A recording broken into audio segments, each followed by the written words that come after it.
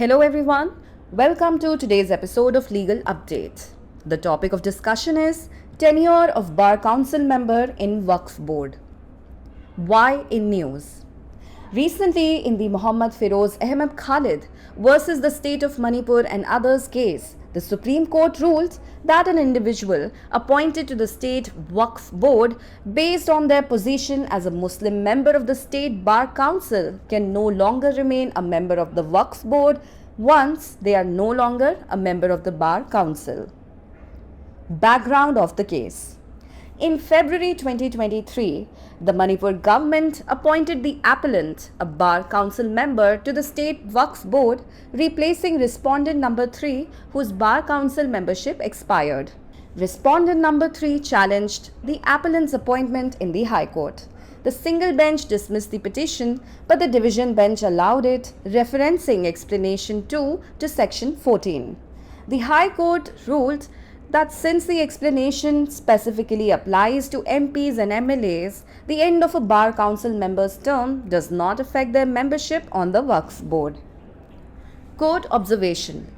The bench of Justice M.M. Sundaresh and Justice Rajesh Bindal held that a person appointed to the State Waqf Board based on their membership in the Bar Council ceases to be eligible for the position once their tenure in the Bar Council ends, aligning with the legislative intent and the mandatory nature of Section 14 of the Waqf Act 1995. The court emphasized that an explanation to a legislative provision cannot override its substantive part, and a clarification in the form of an explanation should not alter the intent of the law.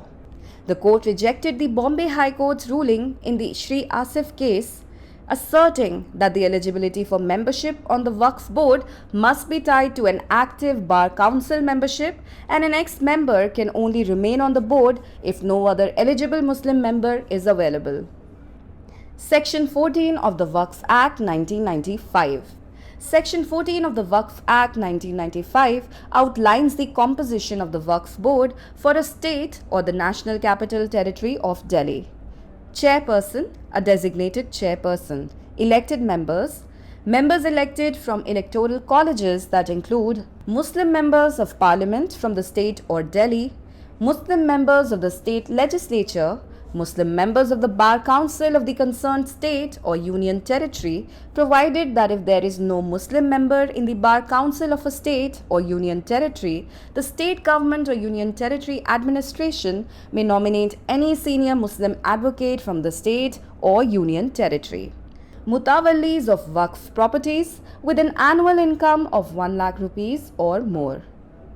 Nominated members: a Muslim with professional experience in town planning, business management, social work, finance, agriculture or development, nominated by the state government. Recognized scholars in Shia and Sunni Islamic theology, nominated by the state government. A senior Muslim officer from the state government, not below the rank of Joint Secretary, nominated by the state government. Additionally, no minister can be elected or nominated to the board. At least 2 women members must be appointed. The board may also include 1 mutawalli as a member where applicable. Elections for members are based on proportional representation with a single transferable vote system. Now is the time for today's practice question. In case there is no Muslim member in the Bar Council of a state, who can be nominated to the Waqf Board? A. Any Muslim member of Parliament. B. Any senior Muslim advocate from the state or union territory. C. A non-Muslim senior advocate. And D. A senior government official. Send us your answers in the comment section. Thanks for watching. Waqf board में bar council सदस्य का कार्यकाल चर्चा में क्यों? हाल ही में मोहम्मद फिरोज अहमद खालिद बनाम मणिपुर राज्य एवं अन्य मामले में सर्वोच्च न्यायालय ने फैसला दिया कि राज्य बार काउंसिल के मुस्लिम सदस्य के रूप में अपनी स्थिति के आधार पर राज्य वक्फ बोर्ड में नियुक्त कोई व्यक्ति बार काउंसिल का सदस्य न रहने पर वक्फ बोर्ड का सदस्य नहीं रह सकता है।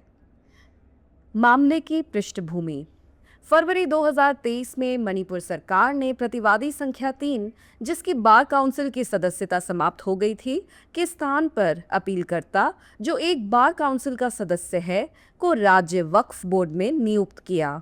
प्रतिवादी संख्या 3 ने अपीलकर्ता की नियुक्ति को उच्च न्यायालय में चुनौती दी। एकल पीठ ने याचिका खारिज कर दी, लेकिन खंडपीठ ने धारा 14 के स्पष्टीकरण 2 का हवाला देते हुए इसे अनुमति दे दी। उच्च न्यायालय ने फैसला सुनाया कि चूंकि स्पष्टीकरण विशेष रूप से सांसदों और विधायकों पर लागू होता है, इसलिए बार काउंसिल के सदस्य का कार्यकाल समाप्त होने से वक्फ बोर्ड में उनकी सदस्यता प्रभावित नहीं होती। न्यायालय की टिप्पणी। न्यायमूर्ति एम सुंदरेश और न्यायमूर्ति राजेश बिंदल की पीठ ने कहा कि बार काउंसिल में सदस्यता के आधार पर राज्य वक्फ बोर्ड में नियुक्त व्यक्ति बार काउंसिल में अपने कार्यकाल की समाप्ति के बाद इस पद के लिए पात्र नहीं रह जाता है, जो कि विधायी मंशा और वक्फ अधिनियम 1995 की धारा 14 की अनिवार्य प्रकृति के अनुरूप है। न्यायालय ने इस बात पर जोर दिया कि किसी विधायी प्रावधान का स्पष्टीकरण उसके मूल भाग को निरस्त नहीं कर सकता तथा स्पष्टीकरण के रूप में स्पष्टीकरण से कानून के आशय में परिवर्तन नहीं होना चाहिए। न्यायालय ने श्री आसिफ मामले में बॉम्बे उच्च न्यायालय के फैसले को खारिज कर दिया, जिसमें कहा गया कि वक्फ बोर्ड की सदस्यता के लिए पात्रता बार काउंसिल की सक्रिय सदस्यता से जुड़ी होनी चाहिए और एक पूर्व सदस्य केवल तभी बोर्ड में रह सकता है जब कोई अन्य योग्य मुस्लिम सदस्य उपलब्ध न हो। वक्फ अधिनियम 1995 की धारा 14। वक्फ अधिनियम 1995 की धारा 14 किसी राज्य या राष्ट्रीय राजधानी क्षेत्र दिल्ली के लिए वक्फ बोर्ड की संरचना को रेखांकित करती है। अध्यक्ष एक नामित अध्यक्ष। निर्वाचित सदस्य निर्वाचक मंडल से निर्वाचित सदस्य, जिनमें शामिल हैं राज्य या दिल्ली से मुस्लिम संसद सदस्य, राज्य विधान मंडल के मुस्लिम सदस्य, संबंधित राज्य या संघ राज्य क्षेत्र की बार काउंसिल के मुस्लिम सदस्य, बशर्ते कि यदि किसी राज्य या संघ राज्य क्षेत्र के बार काउंसिल में कोई मुस्लिम सदस्य नहीं है, तो राज्य सरकार या संघ राज्य क्षेत्र प्रशासन उस राज्य या संघ राज्य क्षेत्र से किसी वरिष्ठ मुस्लिम अधिवक्ता को नामित कर सकता है। वक्फ संपत्तियों के मुतवल्ली जिनकी वार्षिक आय 1 लाख रुपए या उससे अधिक है। मनोनीत सदस्य नगर नियोजन, व्यवसाय प्रबंधन, सामाजिक कार्य, वित्त, कृषि या विकास में पेशेवर अनुभव वाला एक मुस्लिम व्यक्ति जिसे राज्य सरकार द्वारा नामित किया गया हो। राज्य सरकार द्वारा नामित शिया और सुन्नी इस्लामी धर्मशास्त्र के मान्यता प्राप्त विद्वान। राज्य सरकार द्वारा नामित एक वरिष्ठ मुस्लिम अधिकारी जो संयुक्त सचिव के पद से नीचे का ना हो। इसके अतिरिक्त किसी भी मंत्री को बोर्ड में निर्वाचित या मनोनीत नहीं किया जा सकता। कम से कम 2 महिला सदस्यों की नियुक्ति की जानी चाहिए। जहां लागू हो, बोर्ड में एक मुतवल्ली को भी सदस्य के रूप में शामिल किया जा सकता है।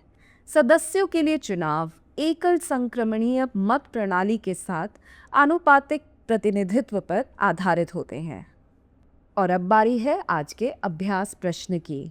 यदि किसी राज्य की बार काउंसिल में कोई मुस्लिम सदस्य नहीं है, तो वक्फ बोर्ड में किसे नामित किया जा सकता है?